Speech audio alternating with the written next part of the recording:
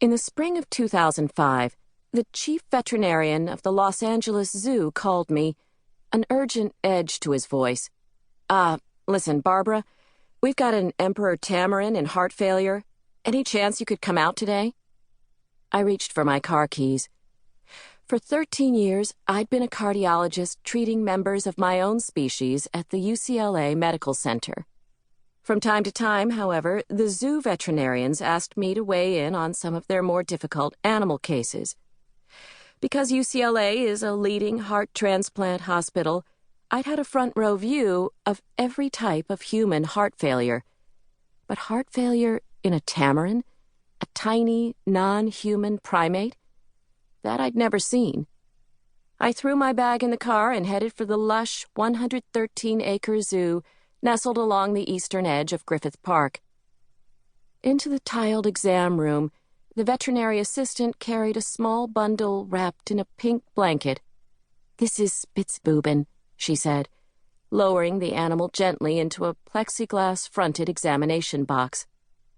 My own heart did a little flip. Emperor tamarins are, in a word, adorable. About the size of kittens, these monkeys evolved in the treetops of the Central and South American rainforests.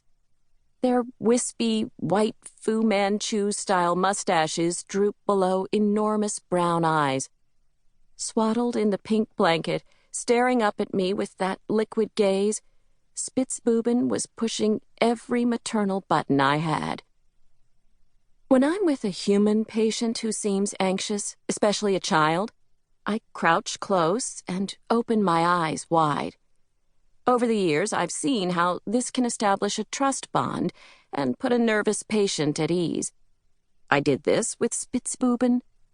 I wanted this defenseless little animal to understand how much I felt her vulnerability, how hard I would work to help her. I moved my face up to the box and stared deep in her eyes, animal to animal. It was working. She sat very still, her eyes locked on mine through the scratched plastic. I pursed my lips and cooed. "So brave, little Spitzbuben." Suddenly I felt a strong hand on my shoulder. "Please stop making eye contact with her." I turned.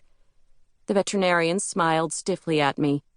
"You'll give her capture myopathy." A little surprised, I did as instructed and got out of the way. Human-animal bonding would have to wait, apparently. But I was puzzled. Capture myopathy?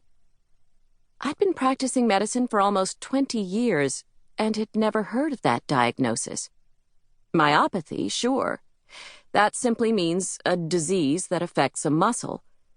In my specialty, I see it most often as cardiomyopathy, a degradation of the heart muscle. But what did that have to do with capture? Just then, Spitzbuben's anesthesia took effect.